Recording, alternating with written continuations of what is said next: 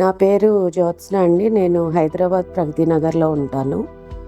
నేను last 10+ years నుంచి టాన్సిలైటిస్తో బాధపడుతున్నాను.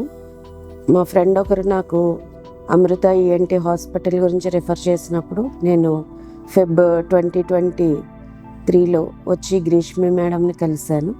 మేడం నాకు టాన్సిలైటిస్ గురించి ఎక్స్ప్లెయిన్ చేసి రిమూవల్ కోసం సజెస్ట్ చేశారు. అలాగే అదే టైంలో నాకు సైనసైటిస్ ప్రాబ్లం కూడా ఉండింది. సో మేడం రెండు ప్యారలల్గా చేద్దాము, మీకేం ఇబ్బంది ఉండదమ్మా అని అన్నారు. సో ఫెబ్ 2023లో నాకు టాన్సిలైటిస్ అండ్ సైనసైటిస్ ఆపరేషన్ చేశారండి. అప్పటి నుంచి ఇప్పటి వరకు కూడా నాకు థ్రోట్ రిలేటెడ్ ఇష్యూస్ కానీ తర్వాత నోజ్ రిలేటెడ్ ఇష్యూస్ కానీ ఏమీ లేవు.